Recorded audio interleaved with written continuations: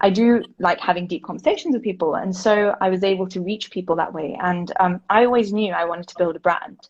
Some way or another, I wanted to create something of my own. And I knew that eventually I would need people. I would need a community. I would need someone to help, like people to buy from me. Like at the time it was, I want to build like a clothing brand. And that was my Yeah. aim 5 years ago that I wanted. And so I was like, I want to meet people so that when it comes to actually like trying to build that brand and market it, I'll have people who already know me, who will, trust me.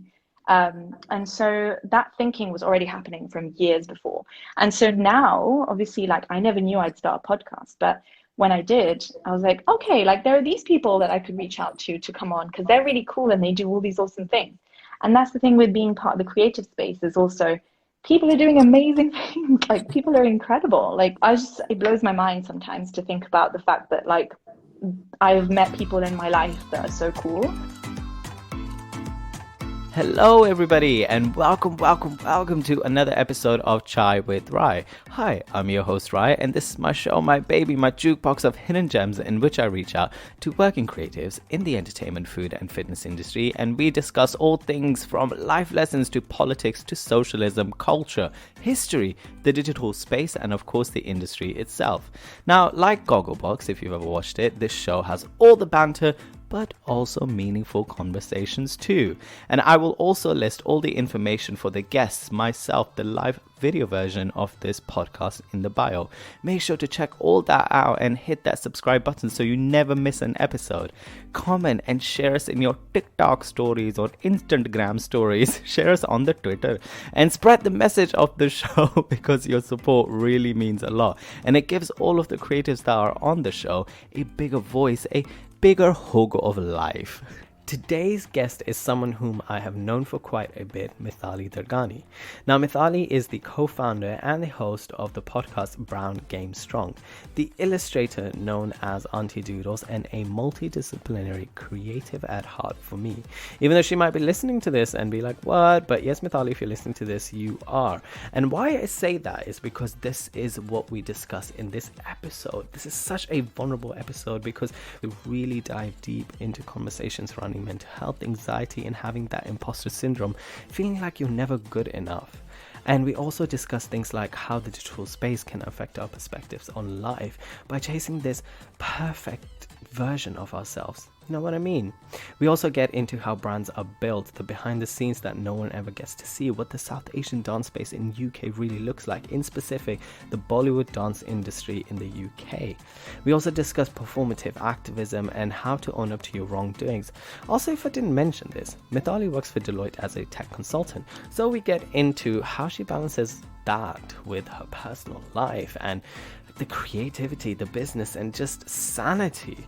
We also discuss my obsession with the Sindhi community, which is just another topic, and that is slightly explained in this. So in that spirit, I will stop myself and get my cha ready, and hoping you grab your cuppas with me too, and let's dive into today's episode. Looking through your Instagram, I recently came to find that you are a Coldplay fan, which I did not know, and that you love a bit of Harry Potter. I don't know how we haven't connected on this. However, in 5 seconds, name 3 movies Madhuri has done with your favorite actor, Shah Rukh. Go! What? Okay, Madhuri. God, I can't even think. Madhuri. Madhuri and Shah Wait, Rukh. Anjam. Why is that the first thing that came in my head? You could have said Devdas. See, I told you I'd be bad at this. I'm so bad at thinking on my feet. Go on. I came up with Anjam. Chane ke khet mein. That is a good one. That's a good one. It's so it's very niche. So give me 2 points for that one, please. Okay. 2 points. Wait, what house are you? I am a Hufflepuff, unfortunately, according to Pottermore. But I disagree because I would like to think I'm a Ravenclaw. How about you? I got Ravenclaw, but I think I'm Slytherin all the way. Yeah, Hello. I can see that. Hello. Yeah. Hello. Well, It's the facial features. You give me Slytherin vibes, definitely. I mean, like personality vibes. You know me. I'm Slytherin. In a beautiful piece that you did for South Asian Heritage Month, the project called Imposter Syndrome. If you haven't seen it, everybody make sure to go check it out. You talk about failure, generational challenges in regards to your family, yourself, and quote, when asked, if I was fair, the interviewer asks you, if I was fair, what would you say? You say, you're an asshole. With that in mind, list 3 songs one should listen to when stuck in a hole, metaphorically. Go. Dil Se, Sky Full of Stars, and Crazy in Love. Okay, wait, I have never heard that last one. What's Cradle in Love by? Crazy in Love is Beyonce. Oh, Crazy in Love. I thought you said Cradle in Love. Now that's a song. If I mean, that could work, yeah. That is a song. I was trying to think of Le Gay. I don't know why, but that would be my first choice. That is a good one.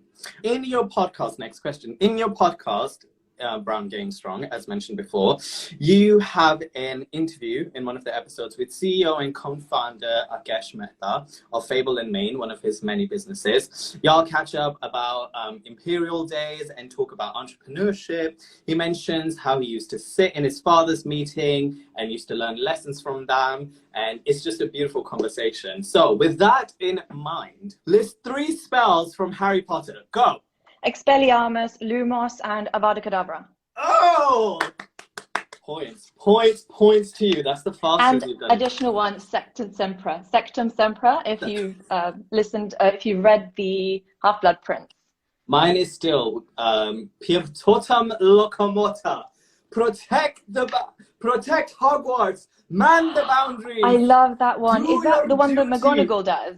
Yeah. Where she's like, yeah, I love that one. It's my favorite thing to say. I remember when I used to work and I used to leave the building and I used to be a manager, I'd just be like, protect the boundaries! It's hilarious. Anyway, it's not about me. I hope nobody at work realized you were doing this, because they would have been worried. They do. How's your week been? How is life in Spain? I'm stressed. This was like, honestly, I suck at anything to do with games or competitions. So I feel like having survived this was an achievement, but I'm good. Been at home for 3 weeks and just loving life, to be honest. Don't really want to come back. What about you? How are you doing? I'm good, thank you. It's been a hectic week, but it's been a good week. Like my mind's been just like all over the place in between like rehearsals and filming. So yeah, it's been a busy week. And that's all I have to say. Now, my first question to you is that you and I have known each other through thick and thin, short hair or big hair, facial hair or no hair. So in that question in mind, I met you, I think, when you had long ass hair. Do you prefer short hair or long hair? So I like both. I alternate between every 2 years. I just chop all my hair off, and I love it. Like, I think it's just after a while, it's just so much effort to have to wash it and dry it and all of that. So yeah, well, you have thick hair, which is what I need to ask you. What is the secret to that? Jeans. Jeans, mum's dal, roti, I don't know. Do you oil? So over lockdown I did. And actually, I mean, obviously I'm going to plug this, but Akash sent me one of his oils for Fable in Maine. And I have been using that actually. And I don't know, is it weird to say? I've not noticed it doing anything to my hair, but it smells bomb. It smells amazing. So other than that, I just put normal coconut oil in my hair, to be honest. I'm here with that. I haven't still tried Fable in Maine. I feel like Fable in Maine is the new Vatika of the South Asian community, or the new Amla oil. It's like the elevated, like elite, bougie kind of Amla. Yeah. Did you ever ask him that question, like off topic, if he ever felt like he was competing with the Vatikas and the Amlas? I don't know if it came up, but I'm pretty sure that they are kind of trying to address like a new market. They're trying to bring like Desi rituals to the West, so basically to white people. And I mean, Vatika is not very common among non-Desis anyway, so yeah, I think he's targeting a new market. But having said that, there is no competition because Vatika is the OG, and so is Parachute. Parachute was my childhood. That is a good one. And then another thing that I didn't write to you in the pre-interview is basically, firstly, thank you for being my 30th guest. Congrats, right? You're doing so well, honestly. Thank you. So are you, which we're going to get into. And secondly, you're my plug-in to the Sindhi community because you know how obsessed I am. So, just in case if there's any eligible Sindhis watching this, any aunties, I'd love to meet you still. It'll just be great to meet you. I'll be single for you. I feel like, right, I don't know what this obsession is with Sindhi people because, like, I don't see it personally, and no offense to anyone, There's but no broke Sindhi. I need to meet a broke Sindhi. there are. They just, you Okay, just wouldn't realize. a broke Sindhi is different to a broke normal person, firstly. What does that mean? Like a think broke no. Sindhi would be someone who still kind of looks like they're living the life, right? Yeah. So they just, yeah. Yeah. Yeah, those- I mean, I know too much about the Sindhi community, so I can give you the other side of it, of the story. But yeah, if that's your jam, right, I will introduce you. I am the auntie that apparently knows everyone, so I will. I'm here for that. For those of you who do not know, quickly in a minute or so, explain to us Sindhis and how wonderful you are and what Sindhi people are and why I love them so much. So, okay, in my limited knowledge, I can explain that Sindhis are basically, we used to be refugees. So our grandparents and like 2 generations above us, they used to live in Sindh, which is now in Pakistan. And so during the partition, because we were Hindus, we got kicked out. And then, you know, all of the gruesome stuff kind of happened while everyone was migrating over. But then what ended up happening was our ancestors didn't really have anything. And so we became very, I would say, kind of focused on making a livelihood for ourselves. And that's why I think that's where the stereotype comes from of being quite, you know, into our money and jewels or whatever. And that's because that's just, you know, what we hustled for at the time. And, you know, 2 generations down, I can definitely say that not all of us have that mindset, probably, but we still perpetuate the stereotypes and still laugh about them. A lot of people do still, you know, are still kind of living that lifestyle. But you and I both know some them. people. You and I both know some people who live that lifestyle. Defo, and love to see it. But yeah, so that's kind of what Sindhis are, and we have our own food and our own language, Sindhi, which not many of us speak, unfortunately. So it is actually a dying culture and a dying language. When you write it, it looks kind of like Urdu. So yeah, fun fact, I guess. Do you speak Sindhi, right? I do not. I will say random phrases and think I'm really funny. So now that I've been home, I've actually been speaking in Sindhi a lot. And my parents are just like, what has happened to you? Because in my family, we speak Hindi. Yeah. But my grandma keeps like WhatsApping me videos about how Sindhi culture and like it's dying and we have to learn the language. So yeah, she's cool that way. I love I don't know if I've ever told you this. When I lived in Pakistan, I visited Sindh. Really? I've never visited Sindh, so you're doing better than me. I mean, hey, come over. I'll give you it's called a Shanakhti card. You get it when you've lived there. And I basically don't need to ever apply for visa for visitation. If I wanted to go tomorrow, I can go. But that has also hindered me. Every time I've gone to the States or go to foreign countries, that shit always flags up. I was going to say, because I have a PIO card, which is basically like, I used to live in India. So yeah. I don't know if they'll let me into Pakistan, but... Yeah, hopefully one day. I know you and I have talked about this, that some people have problems if they're Muslim or they're Pakistani or descent going into India, especially currently, politically with everything. Yeah. I can't speak for the Pakistan side because I haven't heard anything, but I'd assume maybe it'd be the same. Yeah, I think it's both ways. But I was going to say, did you go because you were in the hunt for a partner? No, I did not even know about Sindhis and the power that Sindhis held until I moved to this country. I basically went because my auntie married into a Sindhi, a Pakistani Sindhi, and they were loaded as hell. So we used to live with our auntie, and then we just visited like the extended family from that side. So they own like crops and farms, and like it was like a palace walking into one of my extended Yeah, you should go to a wedding. Go to a Sindhi wedding. It will absolutely blow your mind, and everything else will just not compare. Well, Mitali, when you get married... Yeah, we'll have to see about whether I'm going to do a big fat wedding, but I think I'm oscillating between not wanting one and wanting a massive one. I think we all do, so... Well, we'll see where my head's at the time. You and Asha talk about it in your podcast. I would just like it where maybe you have like a small intimate wedding, right? And then maybe you just have like a party, because that's what people want at the end of the day. So have your wedding, get your house, you know, and a couple years later, or maybe a year later, to celebrate everything, you do a party. Yeah, to celebrate, like, I don't know, surviving 2 years or whatever. There you go. There you go. Well, let's get into our Chai with Rai deep, meaningful conversation. You have ventures outside of your tech consulting job, which is Aunty Doodles and Brown Game Strong. I want to know, since you started this venture, did you start both, by the way, in 2019, around the same time, right? Aunty Doodles was in lockdown, so it was June last year, 2020. I want to ask you, since you've started both of them to now venturing into them, what would you say you've learned about yourself? So much.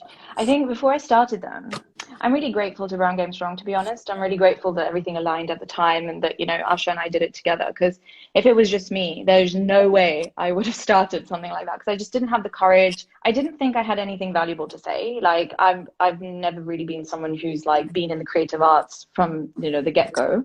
I also feel like, you know, the whole topic around imposter syndrome, I mean, I've always felt like, who's going to listen to me? Like, I'm not very well read. I don't know what's going on around the world. But then I realized there's actually a market for that. There's a market for people who don't know what's going on. And we all just admit we don't know what's going on. And I think that the podcast kind of started based on that. It was just being real. And I know that's so, like, you know, it's a term that's like so overly spoken about, like being authentic, being real. But genuinely, that's where it came from. And when I met Asha at the time, we kind of just like aligned on so many things. And it was that typical, like, oh my God, our conversations are so interesting. Let's start a podcast. How did you two meet? Sorry to interrupt your thought. We met on Instagram. We were just Insta friends, like fangirling on each other. And then, it just kind of was born from that. And I'm so grateful that it was like a kind of dual effort at the time.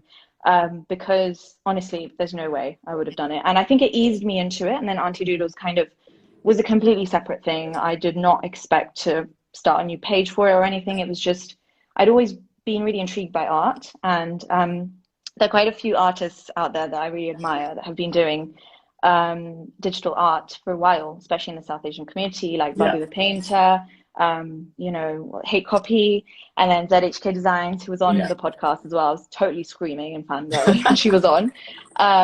But these are people who kind of have pioneered in that space, and you know, they're so talented just naturally. And I would never consider myself an artist. I would just say I illustrate, and I've taught myself how to do it, and anyone can if I can. And so it's kind of very much that thing of like, I'm just dipping my toe here and there.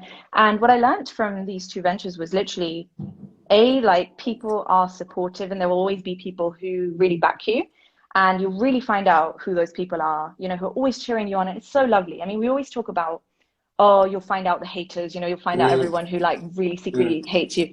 But you also, on the flip side, find out people who secretly admire you, or like, you know, really follow your journey. And I try to see the positive in it now. It just taught me that I can start something if I really want to. And you don't need, you know, years and years of training and experience. Obviously, that all adds up. And I think there's a space and a niche for that as well. But if you are really interested in something, just go for it, start it, you know, shout about it, like tell the world that this is what you're starting. And, you know, I cringe every single time I advertise something that I've worked on this page, because there's a lot of friends here, and there's people that, you know, obviously I've known through walks of life, through uni or whatever. I'm just like, they must think I'm crazy. Like, they must think, what the hell is she like talking about South Asian, like, experience so much, like, get over it.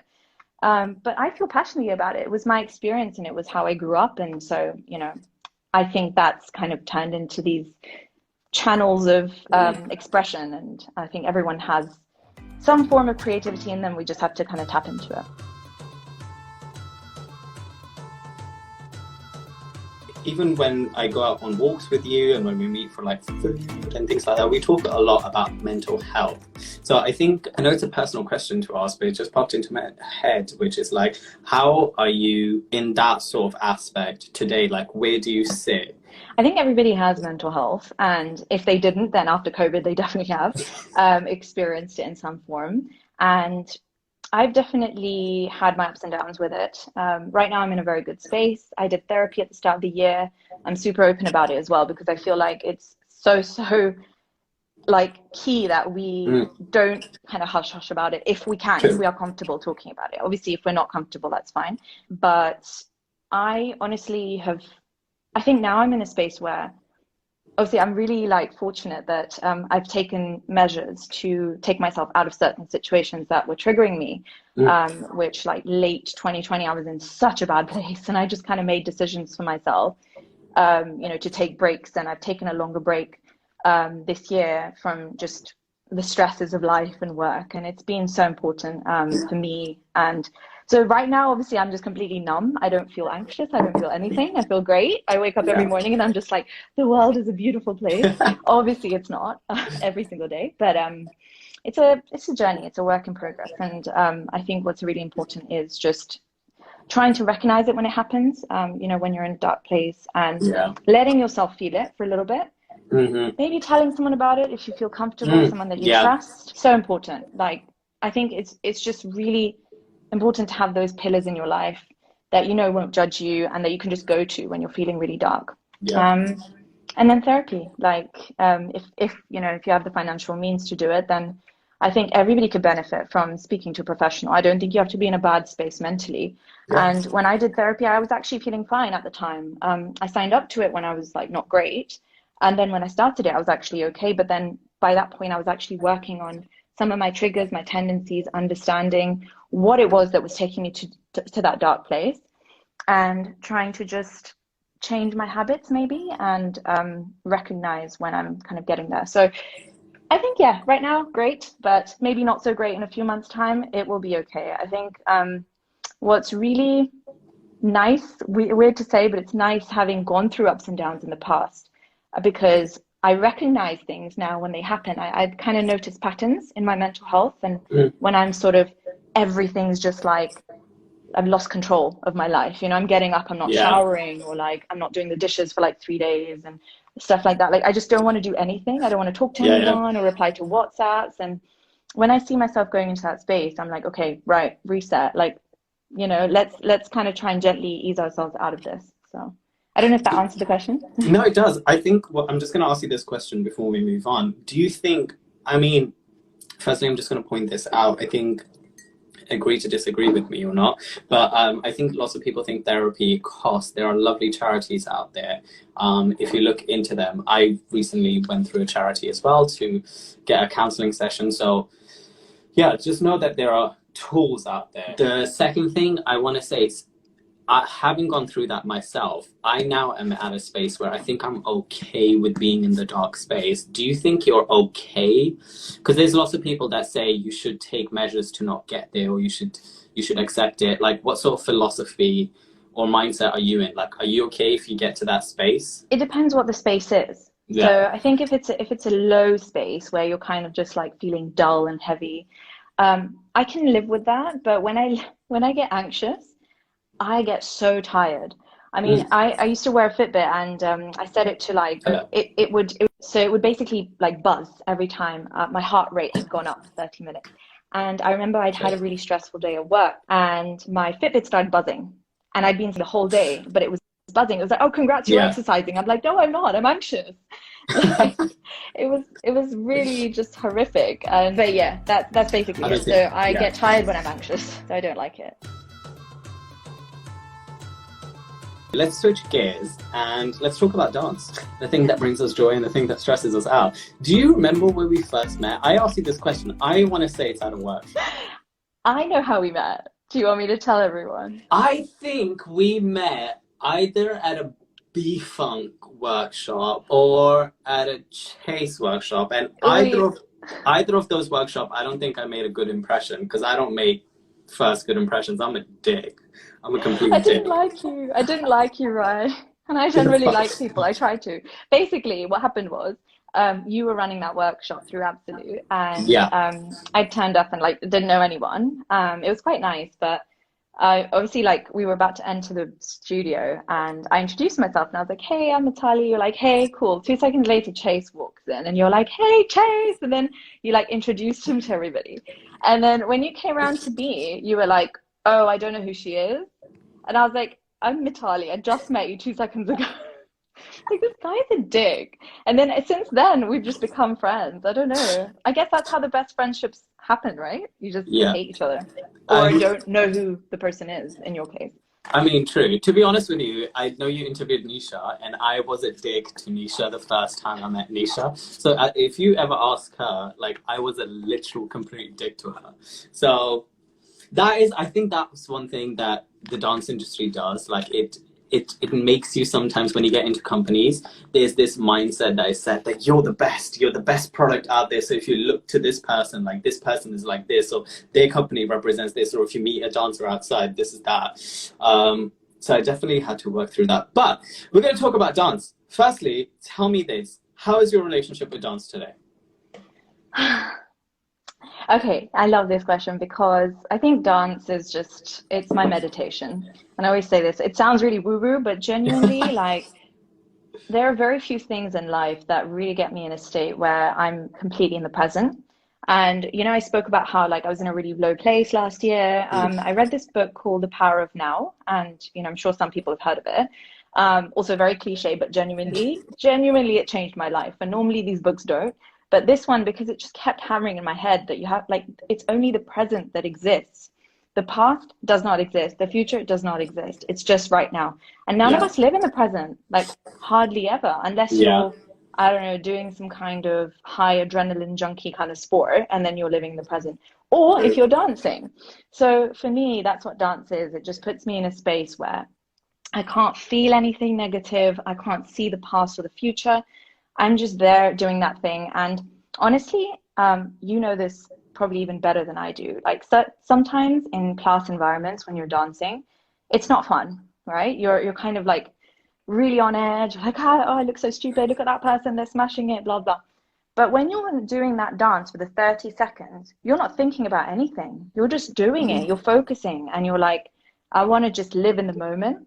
So I think my Sasha Fierce comes out when I dance, and sometimes I look really stupid, and that's why I would say, like, you know, people probably like think like, what the hell is she doing? But actually, I'm living. So joke's on you.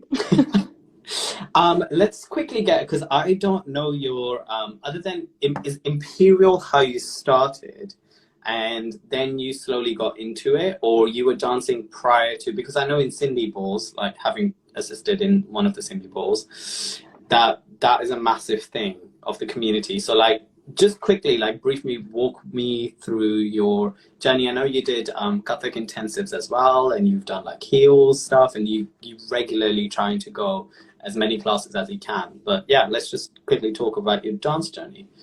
Okay. So as every Sindhi kid, I started off by dancing in Diwali balls. And so once a year, we would make this massive, it would be like the biggest deal in the world. You'd start rehearsing a month before.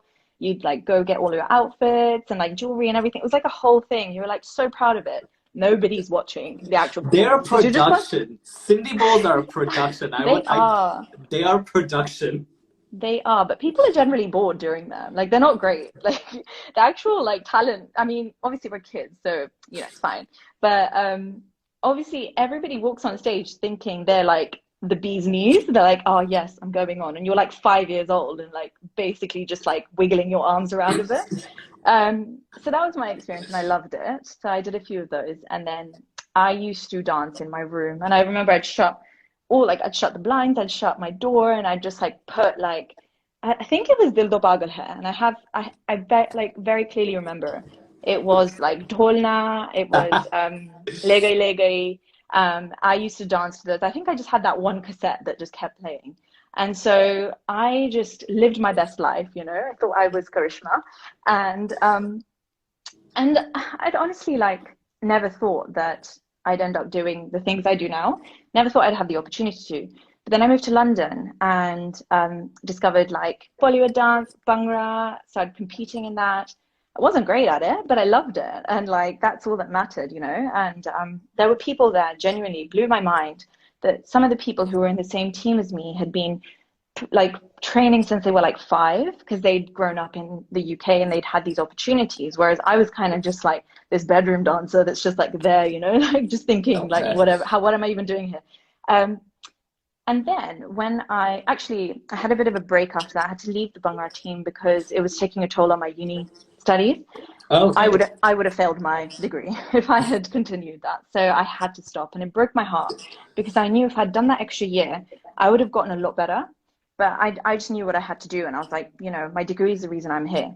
So I think dance was always like, it was never like number one priority. Whereas I saw other people really making it work. They would make everything work around the dancing.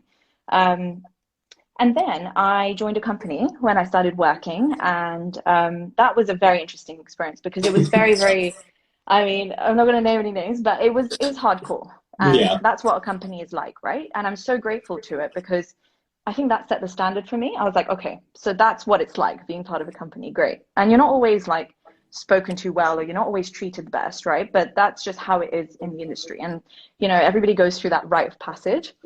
So I ended up kind of moving away from that. Now I just live my life. I just go to trainings. You know, I take loads of classes. I do whatever I want and I love it. And funny that you mentioned Kathak. So I did a course of 10 weeks with Sushma Didi, and she is so lovely, but I was completely out of place. All the other girls were like rocking up with their Kathak outfits and like really, they'd been training for a while. Whereas I'm there just like learning the basic, you know, what are they called? So like you do like the tals as well. And all of that. So I started by learning that, and it was so basic. I never went back to it, but I'd love to. I think that's what I'm lacking. I'm lacking some sort of like foundation still. But having said that, I mean, I've done heels recently. I've been like doing Bollywood for a while, which is not really like its own style. It's a mishmash, but basically just following my heart. And yeah, that's my journey. I think we're going to talk about this space. Actually, just talk about it now. You and I have had this conversation about there are I'd say two types of artists or dancers in the South Asian space, especially within the UK, that I have been exposed to. One are like people who like are just working in the industry, right? And then there are some who sit into this gray space, who have full-time jobs, studied something else, and then do have careers in dance. Some who are teachers, some who are choreographers, some who are dancers within companies, some who are just freelance dancers. I used to be very, very weirded by that, and you and I have conversations about it, and I think you've helped me immensely see that side. But what would you say are the pros and cons of those dancers that sit into that gray space? And some of those dancers, if I'm correct in saying, don't have a foundational or a discipline in South Asian fundamentals, be it classical or folk. And I ask this from pretty much all of the dance people or people who have experience in dance. Do you think people within the dance South Asian diaspora that they should have a fundamental, be it folk or classical, that are dancing today? What a loaded question. Basically, obviously I can only speak about it from that grey space, and I'm not a full-time dancer. And I've actually, very interestingly, stopped calling myself a dancer. Like, it's nowhere on my bio or anywhere. I took it off because I was kind of like, that's just a very personal thing. I don't by any means like judge anybody. I feel like we're all dancers in our own right. But my journey with it has been quite up and down, especially through lockdown. And so I would say that I think there is definitely a space for people who are in that gray space. And I think even within the gray space, there's lots of different types of experiences. So there are people who have trained like since they were kids, but then they are doing something else full time and they just do dabble, you know, in and out of dance. And I think they're like a lot more established and trained than, say, myself, who grew up, you know, in my bedroom, just like copying moves from the TV. I think that not everybody, personally, I would say not everybody needs like a Indian classical foundation, but having a foundation helps. And so, you know, in the five years that I've been kind of training semi-professionally or freelancing or whatever I do, what I realized is I sense the lack. And anytime I speak to friends who also don't have that, either hip hop training or jazz or contemporary or classical Indian forms, we all say we feel that void in our training. And it's because we are doing the same routines as the people who have had that training. And I can sense in my own movements that, you know, my lines aren't as clean and my nakra is not as like eloquent, like delicate or like coy, like you said when we, you know, when we collaborated and we were like, guys, you're not coy enough, come on. Food. And so I personally feel like I would really benefit from that. I can't speak for everybody. Yeah. But I'd love to hear your take on this as well. I don't This know is if you've your discussed interview. this. Get me on Brown Game Strong and we'll discuss that. Love it. Shameless plug. Yeah. Guys, You're go coming follow on. Brown You're Game coming Strong. on. Don't worry. Every time I see Mitali and we're in a class, I plug I'm gonna come all on three channels at MDRAG, at Aunty Doodles, at Brown Game Strong. Go follow all channels. I will forever be Aunty Doodles for you now, right? Yeah, Aunty Doodles. Describe to me your ups and downs of dance, if you want to share it, or just a brief overview. What would you say are some of you've talked about the highlights and how it makes you feel, but what are some of the things that get you into that space where dance isn't so great? And what are your thoughts on the South Asian dance space before we move on to the South Asian creative space, which you're now a part of, the South Asian digital creative space? I know, it's crazy. I actually can call myself a creator now. So I think there are loads of aspects to not dance in its purest form, but actually just being part of a community, which I feel like being part of any community, you'll have kind of those weird friction things that happen, right? So what I've experienced within this community, and you know, for anyone who watches this, who's in it, probably already knows this way before I even say it, but there is a lot of emphasis put on looks, for example. So like looking a certain way, fair skin, pretty face, thin body, defined. That is what, you know, gets put front and center. That's just how it's been. And I unfortunately, like, I don't think it's completely gone away even now, like even after COVID and everything. I mean, there's so much like body neutrality everywhere. There are so many incredible dancers that don't fit that stereotype that are doing amazingly. But I still think, and I was thinking about this before I joined this call, things like even like the Instagram algorithm, I feel like it favors people who fit that stereotype, right? So if you go on TikTok, you'll see TikTok dancers who are like basically replicas of Kylie Jenner, who are just doing that, like, what is it? Like this TikTok movement, and they go viral. There's such a science to like virality as well. Like it's actually in statistics, it all explains how things go viral. And it's because certain things are just pleasing to the eye. So it doesn't matter how well you dance technically, how clean your moves are, you know, how many years you've been training for. If you look good, you will get popular. And it's really sad that this is kind of the world that we're in now. I've struggled with it personally, 100%, where, you know, I've seen people in the community or in class, and I've just thought, oh my gosh, they look amazing. But not even that, but they're doing the dance really well too. So it's like double whammy. And then I just leave feeling like, oh my God, shit, I was so bad, or, you know, I wasn't good enough. And, you know, like I've started working out, but I realized that we're all different, and I'm not going to look like someone else, right? I can only look like the best version of myself, whatever I want that to be. And, you know, I own it now. I'm like, own yourself, people. Just do your thing, right? Carve your own path. And yes, you may not go viral because the algorithm is unfortunately just geared towards people who are light-skinned and whatever, but at least you'll be happy and you'll get recognition over time. I think time is such a big factor. Like when you're consistent, when you are a good person, when you treat people well, when you're honest and you try to be as genuine as possible and genuine to yourself. Say that one more time. Genuine. I mean, there's no stopping you. There really isn't. There you go. Question before we move on from dance. Be it choreography, company, classes, projects that are coming in from the outside perspective or collabs or things like that. What do you think right now is lacking for the South Asian dance community?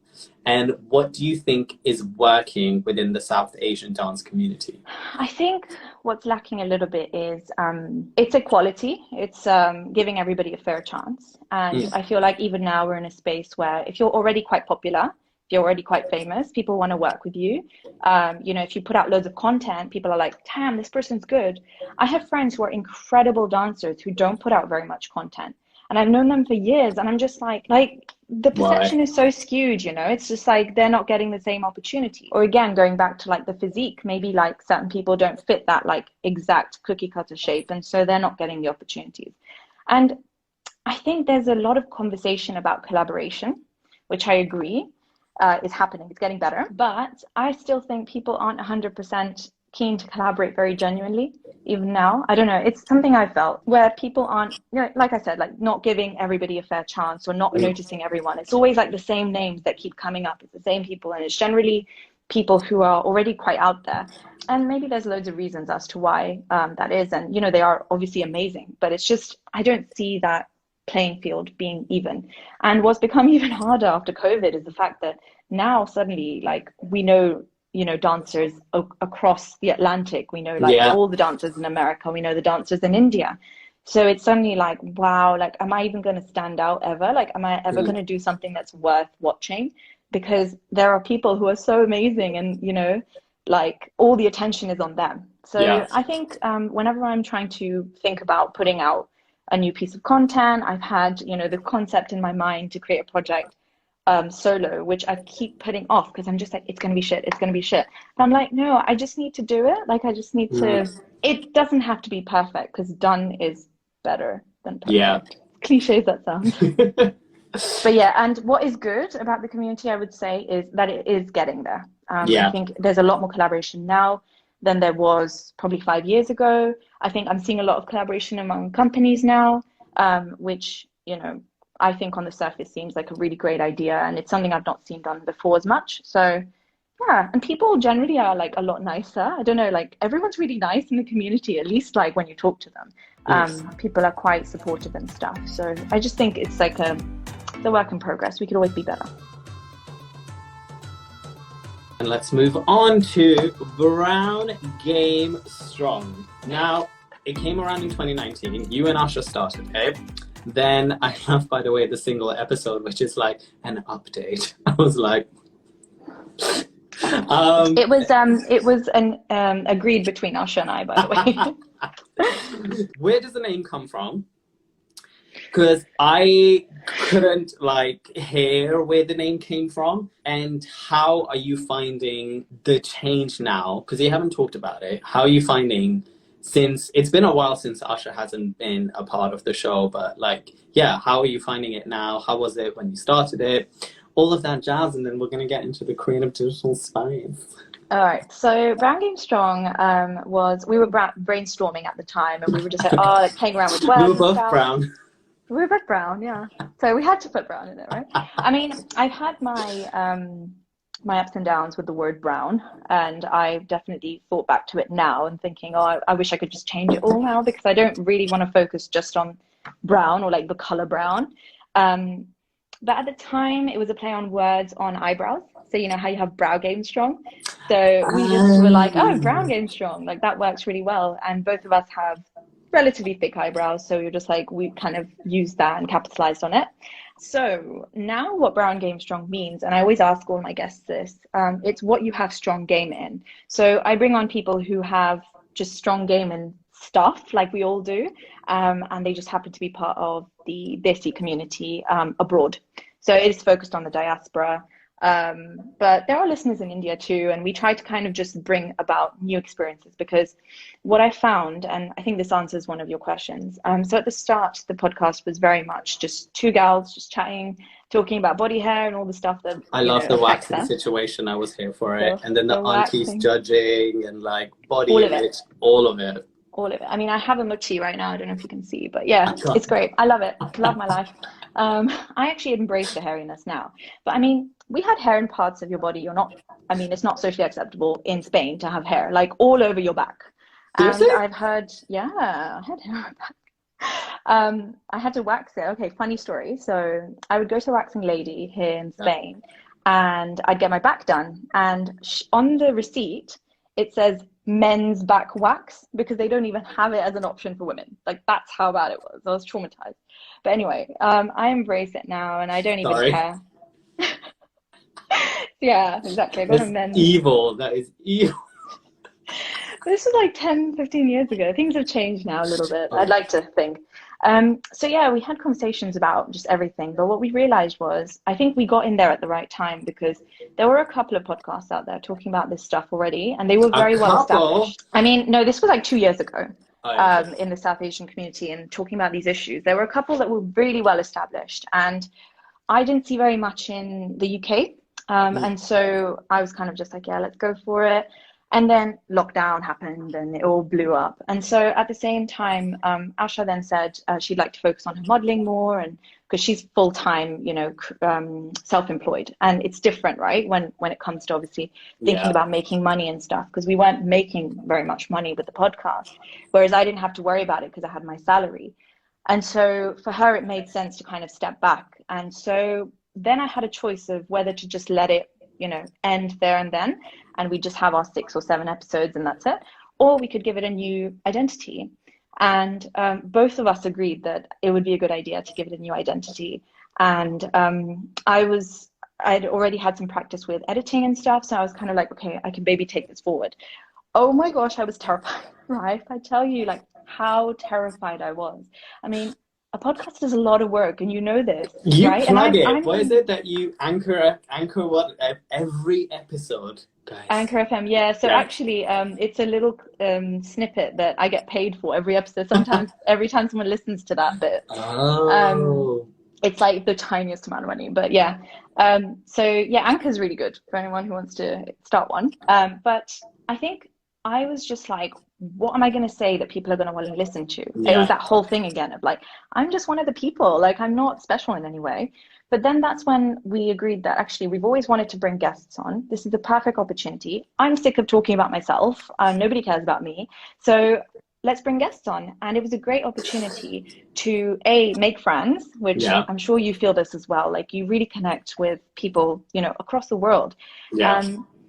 And just hear different stories. And you know what? Just put little nuggets forward for the audience to just pick up from. And people get inspiration from like the randomest things that you don't even realize you've included as part of the episode. And you'll get it as feedback. They'll be like, oh, I really liked that bit. And I'll be like, I didn't even realize, until you said it. So it's amazing. And honestly, it's such a blessing to be able to bring these conversations forward. And I realized I really love asking questions and interviewing. So I get a high from it. Like I could be so tired, and by the end of a recording, feel completely energized. Like I've had times where it's cured my hangovers. And Okay. it's like dance, it's like, again, it's that feeling of euphoria, being in the moment. And unlike you, I don't really prepare much. So Stop I'm just it. going by. Yeah, it's so bad. I Genuinely. feel like you do. I mean, high level, but not like I don't write stuff down that much. And it's not a good thing, by the way. I need to be better at actually preparing more because I feel like I blabber a lot. No. But it's fine. I think it's very, for those of you who haven't listened to Brown Game Strong, I would highly, highly tell you to listen to it. It's very conversational, I would say. It's a very conversational chat, and there are trailblazers on there, and there are lots of nice people on there who talk about a lot of things. What would you say your interview style is? And I've asked you this when we were sitting in Hampstead Heath looking at dogs, whilst a dog near us was peeing. But yeah, what would you say your interviewing style is, and what fascinates you about getting a guest on? Second question. And thirdly, actually no, third question I'll come about, because I really want to talk about logistics of running a show, a podcast, where you have to get people on and constantly sometimes being told no, or being compared to certain shows and things like that. So we'll talk about that in a bit. But yeah, let's talk about the first two. Okay, what is my podcasting style? So I think, like you said, it's very conversational. It's very feeling based. So I'll just constantly say things like, oh, you know what, but I really feel like blah, blah, blah. And I think I thrive with that because I am a very emotional person, and I would say that I am quite an empath. So I can kind of connect with how the other person is feeling. And I think naturally I have had this feedback a few times where people are like, you ask good questions, like you're always listening to what I'm saying and kind of bouncing off that, the way that you're doing with me. Because I care, I guess, like I just naturally care about people feeling okay and comfortable. You do. And so I think my style is just very emosh, like, yeah. feeling You later. started very emotion. Emotion, yeah, we like it. We like it. It makes people feel stuff. Like one of my friends, she was having a pretty crap day at work, and she was like, "Oh, I just put your podcast on, and I felt better, like on the drive home from work." And I was like, That is "This the is nicest thing. right." And you don't do it for that. Like I'm not No. there being like, I want to impact everybody's life, but I'm just doing it because I enjoy it, and I feel like I have the means to. Like Yeah. I know how to edit episodes now and stuff, and so why wouldn't I? But having said that, I'm very, very sporadic. Like I'm not consistent with my podcast at all because it's so much work, especially when you do it alone. So I've got help now a little bit with like creating the artwork for the posts, like the Insta posts and stuff. So Okay. I recommend don't always try and do everything by yourself because Unless you you're just lose your Zoe, mind. who doesn't want an intern and she wants to do everything herself, because she's all I about mean, that. that's the other thing though, it's like having the means to. So right Yeah. now I feel really fortunate that after COVID I've been able to save an amount and I can actually invest a little bit back, because when we started the podcast all we spent was 50 quid and it was on the microphone and we split it between us two, and that was the only cost we had. And I think we had like a shoot done, like a professional shoot.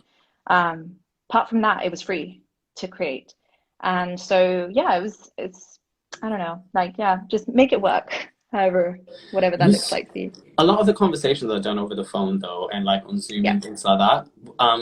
Is the natural evolution of the show going to be like in person, like attaining a studio and things like that? I'm assuming that would be the next goal, right? Oh my God, imagine. The dream would be like being on like BBC or something and having my own show. Never say never. But I think it works really well now, just Yeah. with regards to my lifestyle. I can fit it in anywhere. I don't need to worry about commuting. Sorry. But also when you have a guest, in person, obviously you want to like make sure that they're getting food and water and all that stuff. So it becomes a whole event. Yeah. And I don't think I'm quite there yet. I'm not fully ready to do it. And I don't really have like the equipment, because right now I literally just I have a microphone, I have my headphones, my setup's really easy. And then obviously hiring a studio space. So then it would require a bit more of an investment. Yeah. And I mean, I have a whole other conversation about like how there's podcasters now who are loaded because they've just realized that podcasting is a great thing to do. Yeah. And they're investing tens of thousands of pounds on equipment. And our little baby podcast that runs on like no money is just like, oh my God, no one's going to listen to me. This is again where like the whole thing comes about, where I'm like, I don't do this for the listeners, to be honest. I mean, of course I do it for the listeners, but I don't do it for the numbers. Yeah. And it was something that we said when we started off. And I said, you know what, even if 20 people listen to that, think about how many people that is in a room. 20 people in a room listening to you. That's a big deal. Yeah. But why is it that we live in a world now where it's like, oh, I only got 20 likes, or I only got 20 listens, that's so crap. It's like, no, that's 20 human beings you've just impacted. That's insane. Like, Yeah. Don't forget that. I guess it's fine as Zoom for now, but I'd love to do it in person one day. Let's talk about the logistics of actually owning two businesses and the logistics of when you have to get guests on, the nose, like the sanity aspect of it, how you deal with that, the editing, balancing your tech job, balancing relationships, balancing family, friends. Like how do you It gives me palpitations just thinking about it. No, So- but in regards specifically to the show, I don't think like it'll be great to enlighten the structure of the show. Like I think if I'm correct in saying you and I, though we have connections in the industry, we don't have a PR person, we don't have an assistant person. A lot of the times we message people and a lot of times people don't respond. And sometimes it is sad because and then like editing takes a while. And I'm actually, this is interesting, you're educating me. I don't make any money from my streams. Yeah, like let's just talk logistically. And patterning both Aunty Doodles and Brand Game Strong. Wow, okay. So with regards to firstly managing everything, I think it's an illusion, and we'll probably both agree that, you know, we're probably lying in bed a lot of the time just questioning life. And, you know, on social media, obviously, like, it's a different story because we only post at certain times. But when you look back, it's a compounding effect. So, you look back at, like, for example, you know, when you were looking me up to ask me questions for today, you Yeah. must have seen like lots of different things that I've done over the years, but actually like they have been very spread out over time. And so for me, like, I don't run everything at once. When I'm doing my full-time job, I mean, I try to focus on that most of the time. I try to think of it as priorities. I'm not always very good at this, by the way. You have your whiteboard. I have my whiteboard, so I try to kind of like structure my week. Yeah. But I definitely have weeks where I do Aunty Doodles, and then I have weeks where I do Brown Game Strong. And my problem is when I start something, I get really into it. So if I start Brown Game Strong, suddenly like I'm planning episodes, I am planning the future, I'm thinking of ways to make money, I'm thinking of ways to bring new guests, really motivated. And I might do that for a few weeks at a time and just completely forget Aunty Doodles. So I kind of see it as I have different alter egos, or like different personalities that kind of come to life at different times. And it's the only way I can stay sane. But trust me, it's all an illusion. I take so many naps. I do nothing all day a lot of the time. But it's just because certain things just got established at certain points in time. And so it kind of looks like we're doing a lot, well, in my case. But I'm not doing more than, you know, anyone else. It's more just like, a lot of it is just like the social media life. And to be honest, in real life, I'm very different. You can ask any of my friends. They're just like, I mean, they're a bit like, oh yeah, you're doing a lot of illustration work, and it's because I'm getting commissions. But normally I'm just like chilling, watching loads of Netflix. Living your best life. Dancing, yeah. And at home, I haven't been doing that much anyway.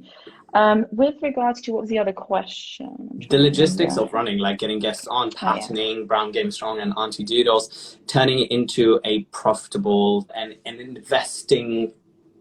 investing product, regardless of if that's monetary or if that's personal. Yeah, so so with regards to managing, well, getting guests and stuff, I actually reached out to a lot of people.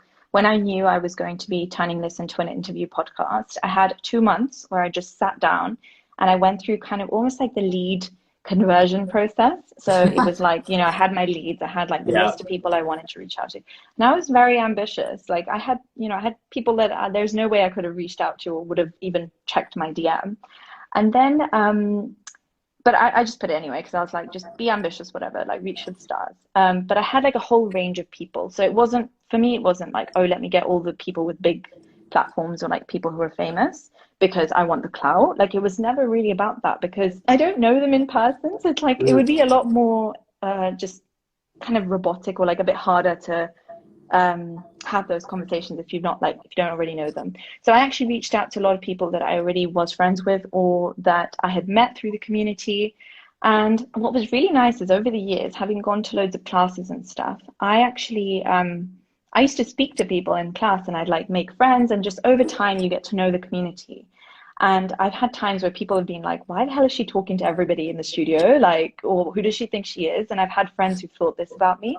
But I knew I was doing it because again, I do like to meet people, and I do care, even though I'm quite introverted and I like to shut myself off for days on end. But I do like having deep conversations with people. And so I was able to reach people that way. And I always knew I wanted to build a brand.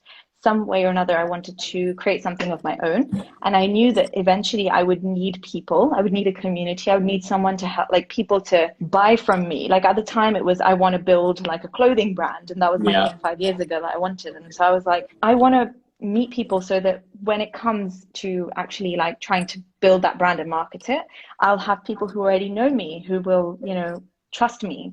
And so that thinking was already happening from years before. And so now, obviously, like I never knew I'd start a podcast, but when I did, I was like, okay, like there are these people that I could reach out to come on, because they're really cool and they do all these awesome things. And that's the thing with being part of the creative space, is also people are doing amazing things. Like people are incredible. Like it blows my mind sometimes to think about the fact that I've met people in my life that are so cool.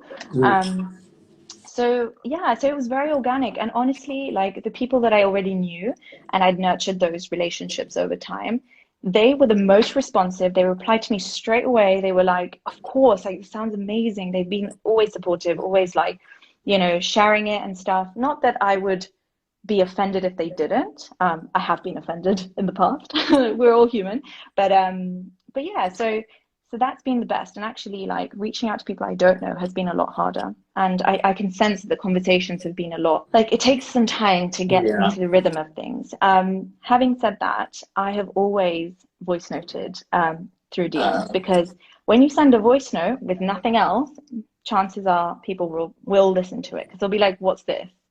And I've had a lot of people reply through that who've not known me in the past.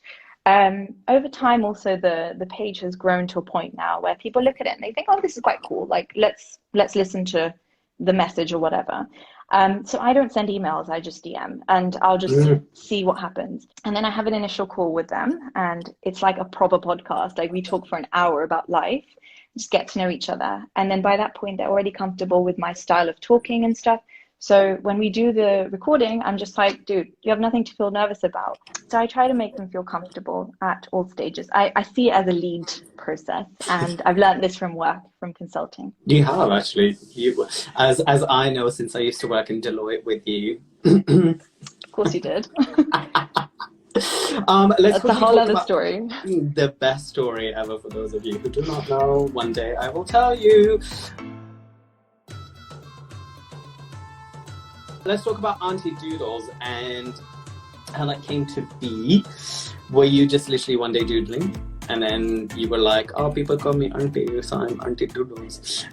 So that's that. And then that's the first question. And the second question is, what do you personally prefer when it comes to Aunty Doodles? Because I think Brand Game Strongs and Aunty Doodles are, though they're very much you, but I don't know why they're very different brands. And Aunty Doodles, you get commissioned work. Sometimes you do things out of passion, and I think it functions very differently to Brand Game Strong, if I'm correct in saying. Yeah. So also, what do you prefer, commission work or doing things for just passion? Such a tough one. So I would definitely say I prefer doing things for passion, and that's because I do them for the love of doing them and being in the moment. Yeah. Commission work is, I mean, you could ask any digital artist, and it's not fun. You know, oh, really? Yeah, it's not. Like, it's more fun creating something that you really want to create. Sometimes it's fun. People give you really nice photos, and you're like, you know, I love the whole process of interacting with the customer. And I experienced this when I started, off topic, but when I did like web design work, and that was the first like freelance thing I'd done for money, and I realized how much I loved like the way their face lit up when they saw the website and when it went live, and the way that they would hug me and just be really happy, you know. And it's just like, I don't get that fulfillment in my day job, unfortunately, because I work for a really big company. Yeah. And so I work with people who don't really care about what we're building that much half the time anyway. So we're all kind of just getting on with it. But what's really nice about Aunty Doodles is that, like, I get to see people being really happy and being like, "Oh, that's really cool."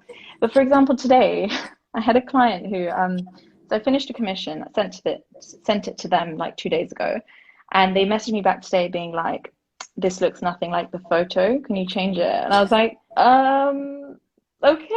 I felt I'd never had that before. Sorry to interrupt. Do you do the print and frame it and then like send it to them, or do you send them first the digital version of it? So I do both. I offer like whatever you really want to get printed on. Right now I don't actually have like a supplier or whatever, so I do it all on the internet as well. So I'll use like a service like PhotoBox. It is a little bit pricier at the moment, but I think it'll get there with time. So that's one of the things I'm procrastinating on, is getting suppliers to get these things done for me a little bit cheaper and more in bulk. But what I do, usually it's all digital prints. So I kind of do a digital high resolution print. I'll send it to them via WeTransfer. And then, yeah, that's it. And then if they want a canvas or if they want a print done, I recommend places to go for them, like that are the cheapest and like, you know, tried and tested, like good quality and everything.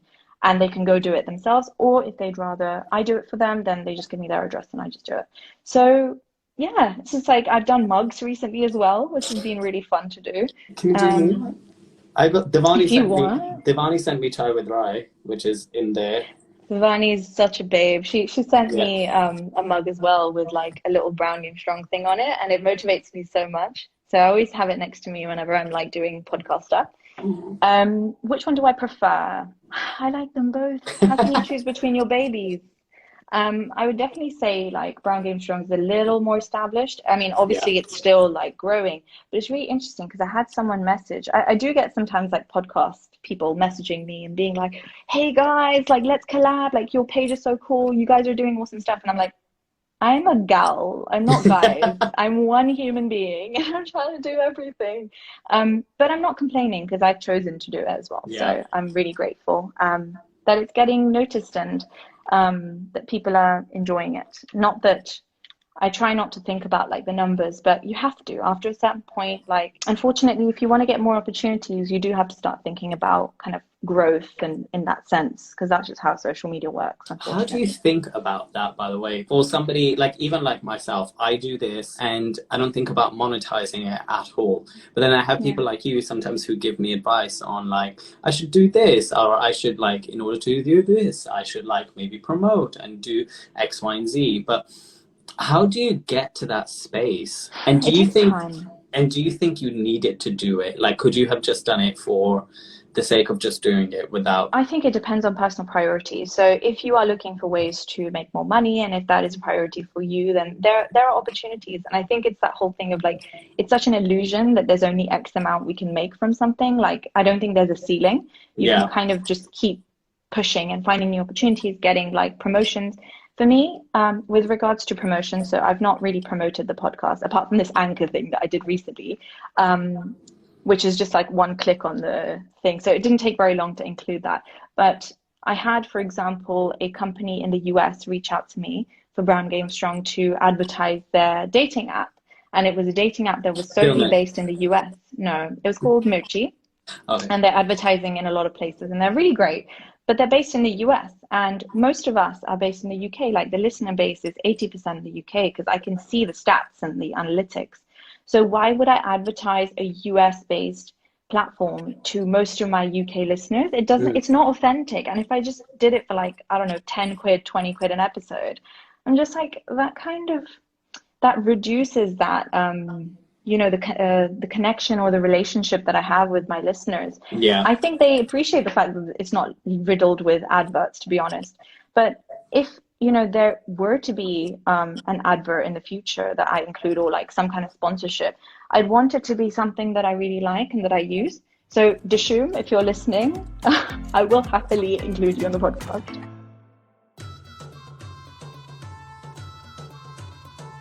Let's talk about the digital space which you now belong into.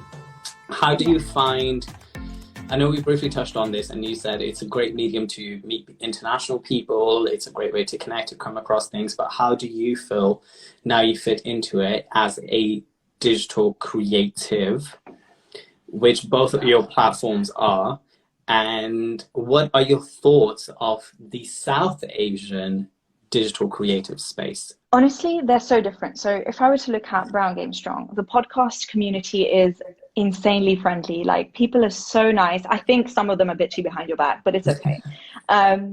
Honestly, though, everyone wants to like collaborate, work together. I have one podcast that I ended up actually doing an illustration for their cover art, which released yesterday. And I did that through Aunty Doodles, but I'm actually friends with them on Brown Game Strong. So it's like all really like mishmash together. And I think it's really cool because you never know where opportunities come from. But the podcast space, honestly, I've never met such friendly people who are technically competition. You know, we met up for drinks, a few of us who have like 4 different platforms, and we all met for drinks after lockdown. And it was the weirdest thing because it felt like a first date. Like, none of us had met each other before, but we'd all been talking. And it was also during like Clubhouse blowing up as well. We'd all sort of like spoken on that. So it's so nice to be able to like connect. And we're not besties, but like we all support each other, and we don't like each other's stuff all day long because, let me be honest, I don't have the energy to scroll social media anymore. I just don't. So, you know, but we're there for each other, and like we have each other on WhatsApp. Like, we'll always send each other advice, or we'll just bitch about how hard editing is, because running a podcast is hard. With Aunty Doodles, again, it's not as like face-to-face friendly. Like, I don't actually know who a lot of the artists are because a lot of us don't share our personal faces on the pages. Yeah. But anytime someone wants a bit of advice, you can always reach out to them. Even the bigger pages, they'll always reply. They'll be like, oh, you should use this tool, or you should do that with your thing, or this is how you could be better.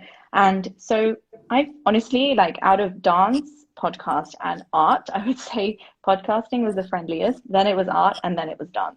And what are your thoughts? Now, how do you fit into the digital? Because you've answered that. How do you fit into this space then? Like, where do you feel your belonging is, or your pillar is? I'll be honest, right? I've always been a very insecure person. Like, I feel like I've always been very, very average at everything. Like, good in studies, but like not great in like extracurriculars or creative. That was just how I felt growing up, right? And so when I entered like the dance space, it gave me confidence to then explore other areas.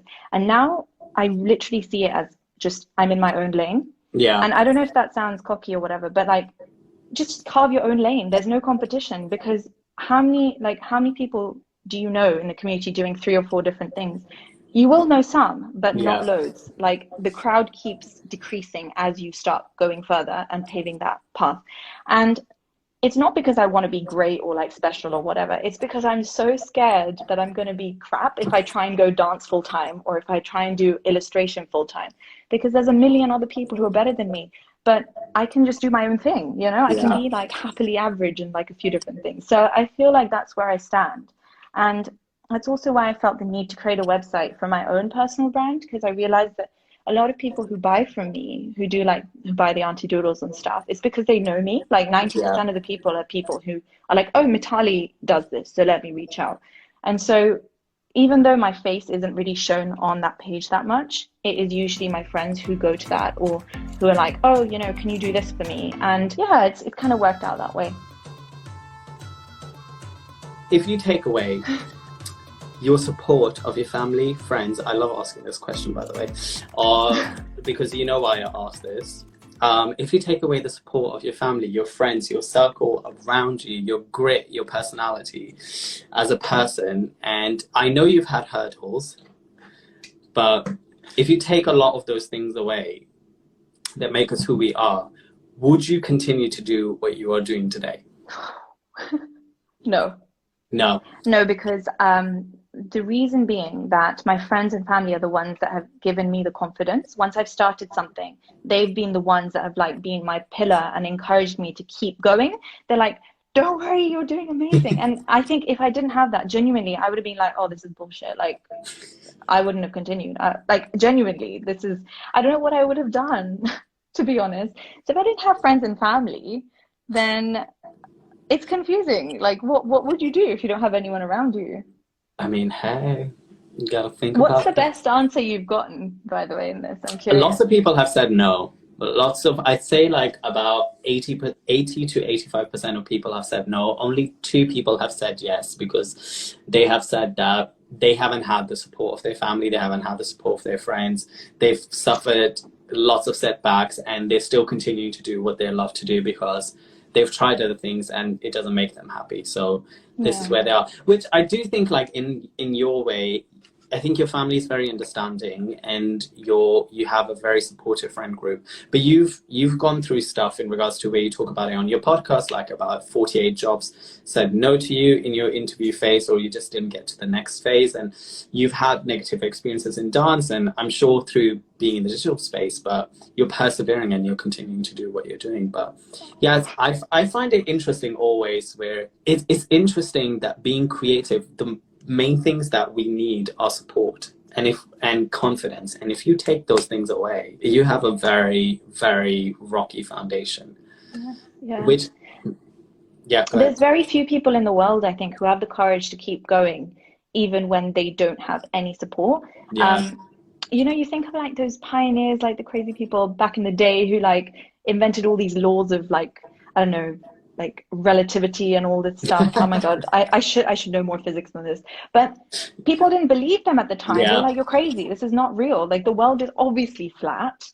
But you know what? Like, I know for a fact that I am very, very self-critical. And when you're a creative, you are making something that doesn't exist. It's coming out of nowhere. Obviously, you're taking inspiration from places, but when you create something that doesn't exist, you're going to be like, well, how is this, like, what does this mean? Like, what? It's confusing, you know? You're just like, is this going to be perceived well? Yeah. And I'm definitely someone who's very afraid of like what people think and stuff. And you say like, you know, I'm very fortunate. I've had like such a good pillar of support from mainly from family, but also from incredible friends. But I've also cultivated friendships that I know are going to benefit, like are going to support me. So I've sort of like slowly kind of gone away from people who don't, and you can tell people who are kind of bitching behind your back. Like it's kind of obvious. Yeah. Not always, but I can tell because I think maybe sometimes I'm a bit paranoid and I feel like everyone hates me when it's not the case. But I think, yeah, it's also a choice, like who you want to surround yourself with and who you want kind of giving you that energy constantly, you know? And usually it's people who aren't in your lane that support you the most because they're like, whoa, like you're so cool. Yeah. And because it's so alien to them that they're just like, I don't care about it, but like, do you kind of thing, you know? So yeah. You did a episode which happened last year after the powerful movements that arose in from the structure that was based there by Black Lives Matter, and you guys talked about that, plus being South Asian, being an ally. You talked about, what was the word? Oh my God. Performative support versus like actual support, what work you can do. You guys also talk about like links and how to educate yourself, how to reach out to people. My following questions are, does one need to go through things to be able to relate to it? So it boils down to sympathy versus empathy. And you also said that you had opposite reviews. There was a guy who reached out to you in regards to Kashmir, and you guys made a beautiful point, but I would say that you, me, Fazana, and like a couple of the other girls had a meeting, a catch up last year. And I would be one of those people that championed for the fact that every South Asian person who has a specific amount of following, I was challenging some of those people that I knew personally, because I was like, it's great that you're standing up for such a movement, but what about the things that are close to our home? I've never seen anything. And some people who I know personally, I would be like, I've never seen you discussing or talking about those things publicly. And yet you rather go and support something like even the things that are happening in Syria or things that happen with the farmers' right or the COVID crisis. I would say the same response wasn't received or welcomed. And people still yet continue to talk about. So yeah, talk about those things. So I don't think you have to have gone through something to empathize with a community that's struggling. There are a lot of struggles in the world. And to be honest, if you tried to think about every single one, your brain would explode because this world is a horrible place. But anyways, the reason why it feels so horrible now, it's not because it's more horrible than it used to be. It's because we now have this thing called the internet, right? So we have access to information. And take Sabina Nessa, right? Yeah. Most recent horrible thing we've heard in the news. For those who don't know, she was a female, very my age, Bengali, like I could put myself in her shoes basically. Yeah. Walking around about 8:30 in a park, and her body was found like 2 days later or something. It's horrific and like literally sends chills down my spine. But we are so desensitized, right, as well when we read these things, because you're just like, oh, it's awful, and then you move on to like watching Netflix and having dinner as if nothing happened the next second. So that for me hit home extra hard because I was like, that could have been me. I can see myself in her. And I illustrated her as well because I was I don't know, it was something, right? It really got me. But it doesn't mean that like Sarah Everard's story was like any less horrific. Maybe it wasn't as relatable for me, but again, it was relatable in the sense that she's a female and I'm a female, and you know, so there's layers to it. I think you can always empathize, you can always raise awareness. No awareness is too much awareness.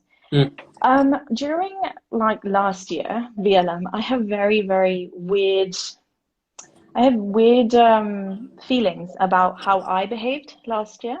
And because I chose to share a lot and I chose to post a lot, and I was really passionate, and it was because I am an empath and I care, and I'm like, oh my God, like this is affecting this community. Oh my God, like it's human beings that are being hurt. Yeah. But I think statistically, when you think about the problems happening in the world, like there are definitely other things as well that are happening on a very large scale that you don't hear about in the news, that don't get circulated, such as the issues in Myanmar, for example, or the Uyghur Muslims in China who were getting sent to concentration camps. These were some of the few, or the farmers' protests. Like so many things have happened in the last year. It is performative, like 1,000,000% performative. I was performative. I did it, and I was like, but I don't even have very many Black friends. I've got some Black friends at work. But it's just like, I can't relate, right? And I messaged them all and I was like, how are you doing? And I was just like, what do I do? I feel so like fake. But I felt like at the time it was necessary to do that fake showy thing, because it shows that we are there. Like, okay, we don't talk about it every single day. My personal page is not about talking about political issues, because I mean, I also got unfollowed like left, right, and center after that. Which is fine, but it's like, obviously people were probably like, what the hell? But you know what? It's a personal choice. And in that episode, we also discussed, like, we had differing opinions. So one of us had shared more, the other hadn't.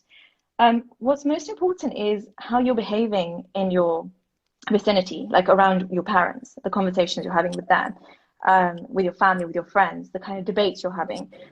When something is racist or wrong, you call them out. Those are the things that are important. What is seen on social media is just performative. Like, yes, if you have a page of, I don't know, 1,000,000 followers or something, and you're sharing this, I think you do have I don't know if you have a responsibility, but it will definitely make a big impact if you talk about these issues, because people will feel seen and heard. Yeah.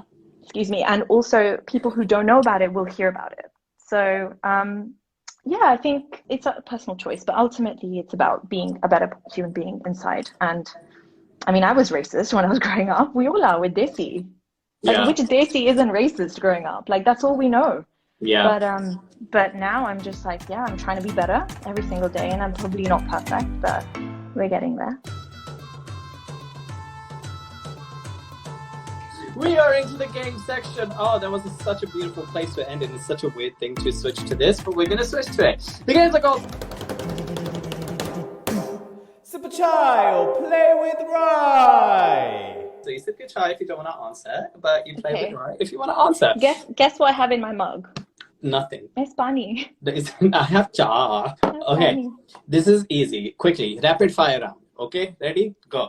If you were a movie, what would the title of that movie be? Little Brown Girl in a Confused World. In a Confused World. That's a long title. What would the storyline be? Little brown girl feels very confused all the time, thinks she's very mediocre, still tries to do stuff and still cares about people and just wants to be happy.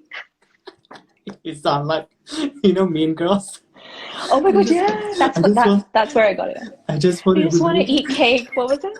Just want everyone to just smiles and cupcakes and just be happy. Who would star in Little Brown Girl?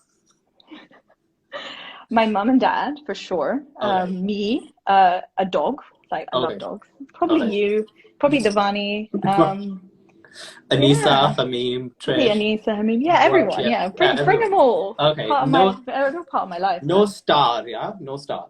Okay. What would the title song be of this movie? Ready? In 4, 3, 2, 1, sing it. Mera dil pagal ho raha.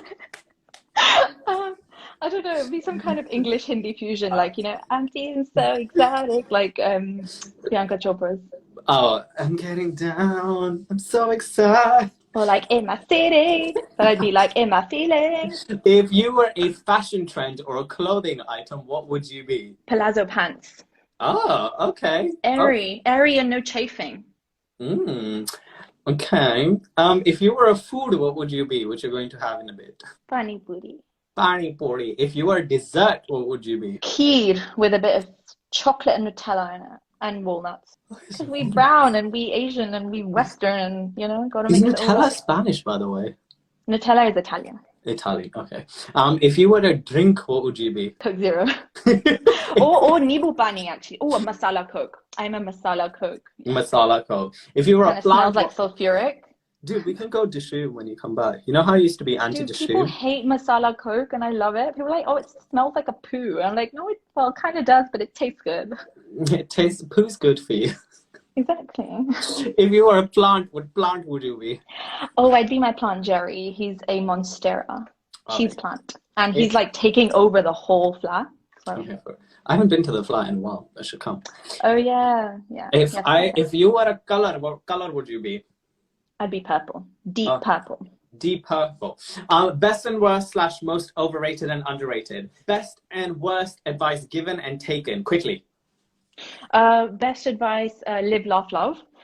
Sorry, worst, that was the worst advice. Best advice is you only live once or live in the moment. Okay. Taken. What's the Oh, that was take? given.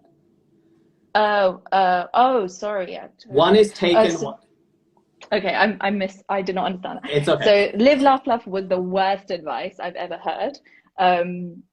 You only live once is the best advice I've heard and taken on myself. Live in the moment from The Power of Now, which I recommend everybody read because it's a life changer.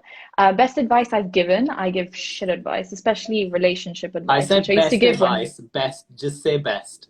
Okay, best advice I've ever given. Oh, my friend called me today and she was really panicky about work, and I was just like, dude, you're gonna die eventually, so just do that job application for a new job. Also, you don't have any kids, so it's fine. No one's depending on you. Just go live your life. Dude, you're going to die. So You're gonna die. you're gonna die. Best. Oh, what? I'm gonna try and get you into trouble, by the way, if you haven't noticed. There is no pani in your chai. You will answer this. Best and worst choreography you have ever danced to. Oh, okay. Let's go. Worst choreography I've ever danced to is probably the dun dun dun dun dun dun dun dun dun dun dun TikTok. Oh, okay. You know that? Yeah. Yeah. Best choreography I've ever danced to, I think, well, I'm quite biased, but it was mine and Trisha's from Ranja, which was actually, Oh, the recent one. I don't do semi-classical, and I helped choreograph that. And I was like, what is going on? Cool. But it was, yeah, one of the prettiest. I thought it was Rancha, but like Rancha, no. No, it was not Ranja. It was Not the, that. no, Chup No. Mahi Chup Hai Ranja. Which, No. by the way, is the most depressing song. If you listen to the translation, there's no happy second in that whole song. By the way, can I see a version of it just in entire black and white? I thought it should have stayed in black and white. Yeah, maybe next time. It goes with the theme now. We had a rainbow though. Anyway, It go on. did. I like the color version, but I would like to also see a black and white. I thought the second slide was going to be that. Best and worst shoot or show you have ever done. Okay, worst shoot or show I've ever done. Oh my gosh. Okay, so one Diwali performance when I was a kid, I think I did Aire Aire Kushi Kushi, and it was the most Come horrific. on. It was just the worst choreography, like the worst outfits. Who Like we were choreographed basically it? trying to be sexy, and we were like 8 years old and like chubby. Like you could see my belly, and like no offense, to, obviously it's not a bad thing, but like when I was a kid, I was just like, this is very inappropriate. And what else? Best Just yeah, best choreography. Oh, best shoot I've ever done, or show. or like show.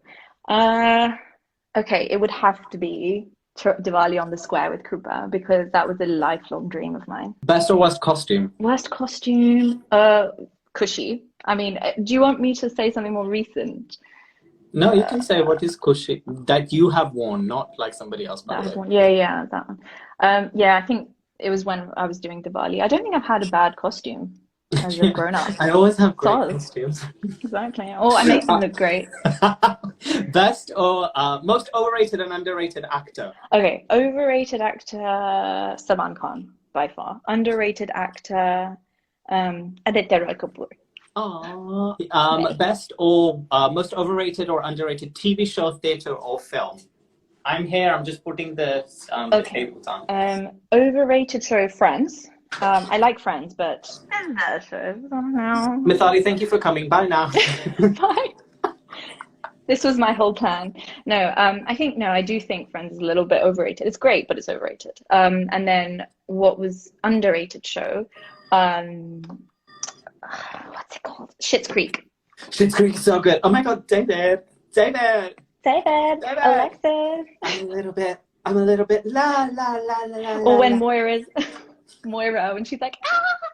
Or when she's like, hello, oh Danny boy. Or Bebe, when she's like, Bebe. Bebe, what happened to Bebe. Bebe? Or when she orders tea from Twyla and she's like, oh no, thank you. I miss her so much. There's this guy I'm going to send you. He does Moira parodies. He's a writer and a director and an actor, but he literally does Moira things all the time. Best or worst artist. This can be music. This can be digital, whatever. Almost overrated and underrated. Let's do that. Overrated, underrated. Overrated artist. But that's really hard. There's several. I'll say Melvin Lewis just because I've heard too much shit about him. Underrated. Himanshu Dulani. By the way, choreographer, dancer, teacher is next. Okay, fine. Well, I've done that one now. Yeah. So now do artist. Okay, artist. So overrated me, because yeah, I can do that. Underrated, I would definitely say. Oh, there's so many. Literally, I can like send you a list. Artist. Name some artists for me. I think ZHK Designs by far, because she's struggling to grow her page, but she's amazing. She's overrated, I agree. No, underrated ZHK. Okay. Underrated, she's my gal. Most best and worst guest you have had on your show. Oh no, all my guests are, look, guests are Bhagwan, okay? I can't say this. Just best and worst. Okay, best, Tina Mystery. She's a psychologist. She's incredible. She was so insightful and soft-spoken, and just and then overrated. No, it's not overrated. It's worse. Oh, bad. Let's just say bad instead of worse. Well, you when you come on my podcast, because you are taking the piss. I haven't come on yet, so don't say me. Come on. I can't. I love them all. I don't pick a bad one. Be honest. Let's just say be honest. Is there a worst guest that you have had? Just wink. Yeah, there is. There's a ranking, of course. No, but worst in the sense that No, you don't need to explain. We're gonna end it there. We're gonna end it there. Best and worst there's job. Obviously like a best and worst job you have ever had. Best and worst job. Yeah. Okay, worst job was probably, oh gosh, it was a project I was on like 3 years ago, but that's a whole other podcast. Cancer research? No, it was not cancer research. It was a Deloitte project that I did, but it was horrific, and it required working with US people, and they were not fun to work with. Sorry if anyone's from the US, but Deloitte US, if you're listening, we don't like you. Don't say that. Your job is in jeopardy if you do shit I'm kidding. It's not the case. No, I think it was just certain individuals which were really hard to work with in that project. Best job that I've ever worked on has been any job with Aunty Doodles. Is not always fun as a process, but so rewarding when it's okay, done. Cool. Top 3 advices you would give to anybody to grow their business, and top 3 that they shouldn't do. You know, I'd love to hear advice because I've not grown like loads or anything, but I would definitely say consistency. I had a period when I went, kind of started doing BGS alone. I basically started posting every single day for like 30 days or something, and the page doubled in size. Yeah. So consistency, and that's it. Like literally just be consistent. That's it. No 3. Okay. Anything that they should have. Oh wait, sorry. Avoid? Do I need 3? Okay. So another one would be just be yourself, and just remember that your reputation follows you around. Okay. You never know who you're going to end up working with, and people talk. So, and then the third one would be just enjoy the process. Life is short. You're going to die. So just enjoy.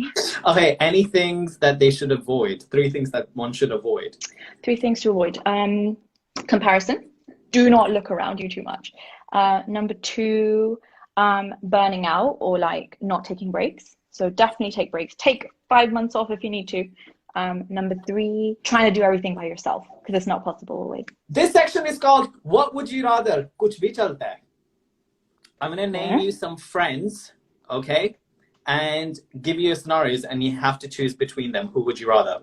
Okay. Who would you rather go on a all-year, all-inclusive VIP Sindhi Association supported tour around the world selling laddus? Anisa or Hamim? Anisa. Hamim's so annoying. Love you, Hamim, but you're annoying. Remember the next names. Ria, Trisha, Naomi, Tina, Krupali, Pallavi. I just love saying Pallavi. What are you going to make me do? Diksha, Gauri, Asha, Aisha, Tanvi, Shaz, Ranu, Dinusha. Out of all of these, who are the 3 people you would choose to write a book on how to date and what red flags to avoid? Okay, I'm going to do... okay. Do I need to shout the names again? Are you okay? Danusha. I'll say Danusha. I will say Ria. Ria. She's got an eclectic life. And... what does that mean? I think it's just a fun life. Okay. Like, I would write a book she's on about holiday right now, living it up. Exactly. She's like, who else? Okay, Tanvi. Tanvi. Because she's in Stanford living her best life, and I want to hear about all the stories. I'm here for that. Stanford. Wow. I'm here for that. Yeah. All right. Collabs edition. Rank these in order from best to worst. You have collaborated with Gauri, Trisha twice, Aisha. Twice? Oh, yeah. Okay. Aisha multiple times, I'd say twice as well, but like, let's just count. Govind, Devani, you did the Chashma, Nikita, and then mine. Wait, which one with Nikita? The reel that you recently posted. Okay. Yeah. So out of those, wait, let's just count Aisha and Trisha as one, just for now. Okay. You've got 1, 2, 3, 4, 5, 6, 7, 8, 9. 9 collabs. Okay. Rank them from best to worst. Why would you do this to me? From top to bottom. Who's at the top? Let's go from the bottom. Or should we go from the top? Let's go from the top. There's no bottoms. Can I have like maybe 2 or 3 that I clumped together? Yeah, that's fine. But they'll be at the bottom anyway. So let's go from the top. Which one's at the top? Remember. Can I say my favorites? That's it. Can I just name 3 favorites? Because then the rest I'm just going to say they're shit. Okay, you can assume that. Let me name 3 favorites. No, let's go from the top. Gauri, Trish, Aisha, Govind, Devani, me, just Jashma, Nikita. Okay. I would say Aisha at the top first. Yeah. Igdodin hit 10 million views, which is like fucking insane. I hope she's made money from that. But not that we're about the numbers, but that was really fun. And the skirts but that's the first thing you say, you hypocrite. Yeah, I mean, obviously 10 million, dude. But also the skirts were the coolest things I've ever worn. So just for that, mainly. I would say my second one was Govind. Loved the outfits again. I think I keep thinking of like the aesthetic. Yeah. So yeah, the one with Govind. Loved the one with Gauri. That was probably that one, and Trisha's one with similar. So Gauri and Trisha's one with the semi-classical ones that we did. And then what was left? Devani's just Chashma, Devani, Nikita, mine. Oh yeah, okay. So Devani, and then yours, and then Nikita's, which was just like a reel, and then Chashma was like a big thing anyway. So Chashma's at the bottom. That means everybody on the bottom is shit. You guys, yeah, so guys, you suck. Step up your game. Okay, next. Not true. This is a long list of people because I tried to stalk your friends on Instagram and there's a lot of people on there. So I don't know who's your best friends other than the people. Priya Patel, Arya Mehta, Neha Khat, Poona Thakkar, Prerna Dheer, Fatima Jamshed. Who's Prerna Dheer? I don't know. She was on your Instagram. Prerna Kamlani. Well, maybe that's a married name. Okay. Fatima, Arancha, Shivani. Out of all of those, who would you spend a day from 9 a.m. till 10 p.m. binge eating, binge watching Netflix, then followed by a night of full raving till 7 a.m. the next day? Okay, I'm going to say Priya because she has a baby and I feel like she needs the rave, but also I will get to hang with her baby too, as well as her. I'm here for it. So, yeah. All right. Name 2 things. Out of which of the teachers and the people who have choreographed on you would you not like to have on the show Brown Game Strong and do a digital illustration of? And out of all of them, who Who would you? Just Okay, one each. So who would you not like to, and who would you like to? For both Brand Game Strong and Aunty Doodles. you, because you're mean. You're always like, oh, be coy, be coy. Okay, so you, I will not work with. Okay, I'm fine. kidding. Okay, but who would I work with? Lena, maybe? I am so sorry to interrupt again, but we were just doing the section which is called Sip a Chai and Play with Rai. And in the game sections of the show, there are some segments which are visual, so it would not have made sense on podcast form. So if you would like to watch any of the visuals or the video, simply go to YouTube and just type in Chai with Rai to find the relevant episode. Also, I will link everything in the bio or the description below. But without further ado, let's get back to the end of the show. What words of wisdom would you say to yourself today if you looked in the mirror? Go, quickly. You're perfect as you are. Don't worry about what people think. You're gonna die. I think if anything I take away, you know how you do sound bites? I'm gonna do that. You're going to die. Listen, okay, if you can't be confident, you got to pretend to be confident. That's a good one. All right. Peaks and valleys is a question I ask all my guests, and it wouldn't be right if I didn't ask you. A peak represents a high point of your personal and professional life. What was it? What lesson you learned from it? A valley is a low point of your personal and professional life. What was it? What lesson you learned from it? Cool. Okay, so a peak in my life was, I think, just like creating Brand Game Strong and Aunty Doodles and dance and all of that stuff. I think that's just been a big high. What I've learned from that is that I can do things I set my mind to, and if I can, then anybody can, and I just have to keep going. There's no limit, basically. There's no ceiling as to how much you can achieve. My trough or valley was during my uni course. I was terrible, freaking terrible at my degree, and I went from basically being like a super nerdy kid in school to like not doing very well in uni and like struggling with it mentally. What I learned from that is that you can overcome anything if you persevere, if that's what you want to do. But if you want to quit at the right time, then quit at the right time, and you're not a loser either. What did you get? 2-1? I didn't quit. But what did you get? 2-1 first? What? We don't disclose this information. I got a distinction. Thank you very much. I didn't, but yeah. I think that's what I learned. All right. What does the future hold? What's new for you? What, you know, if I haven't said this before, people go follow Dog, Aunty Doodles, Brand Game Strong. Go listen to Brand Game Strong. Get your life. Yeah, definitely check out Brand Game Strong and Aunty Doodles. I don't do much on my personal page, so you don't have to follow that. But what was the question? What does the future hold?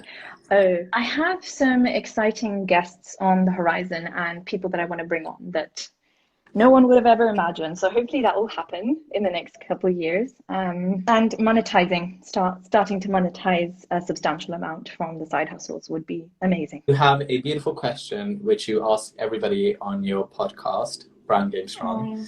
And I would like to ask that of you out of respect. What do you think is your strength in being brown? So you're Brand Game Strong. And what do you think you could work harder or improve on to be stronger for your brown game? Firstly, you've shown no respect during these rapid fire questions, so I don't know where this is coming from, but I have strong game. Firstly, if I didn't show respect here, I would do the whole like 1 to 8 talent, like everything, okay? And I have more incriminating data in like from your birthday. I have incriminating data. Oh gosh, I'm so glad there's not enough time for that. But no, thank you firstly for just having me on. I think it's been lovely. But yeah, I think I have strong game in. I would say I care about individuals. I don't like people, but I like individuals. You know, I like DMCs. But yeah, I also hate people overall when they're being really crap, like when they're stealing petrol and stuff. But I think I also have strong game in just persevering and, you know, pushing past the fear. I have a lot of fears, like all the time. My brain is always hammering at me, telling me I'm not good enough, and just kind of pushing past that every day. Sometimes I don't manage, and I succumb to it. That's okay. And yeah, that's it. Something I could be better in, which I also are, discipline and time management. It's probably my biggest problem. How did you get this job at Deloitte? I mean, no, I basically, I'm very lastmin.com, so I'm a machine 2 days before a deadline. So I'm actually really, really good at my job, just very late in the game sometimes.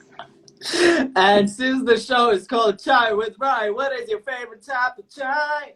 Pani. Just pani. No, my favorite chai is adrak wali masala chai with lots of cardamom and cinnamon and black pepper, sab kuch, just stick it all in. Rose water, the most masala-ist you could make it. Okay, but that cool. doesn't make sense, but yeah, you get me. Well, everyone, that brings us to an end, and I hope you enjoyed that. I want to say a massive thank you to the guests for their time. Again, to mention, Chai with Rai is a pre-recorded live show, so to watch any of the videos from the show, simply go to YouTube and type in Chai with Rai to find the relevant episode. All of the information about the guest, myself, and the show will be listed in the bio. Make sure to follow, share, comment, and subscribe. Show us all some love, because isn't that what we want at the end of the day? Some love. Your support really helps the show and the message of it grow, and the people that are on here. Thank you again, and as I always say, breathe in, breathe out. Now must go, which means now I must go. I own that is copyrighted, and I will sue. Joking. Have a great one and stay curious. Till next time.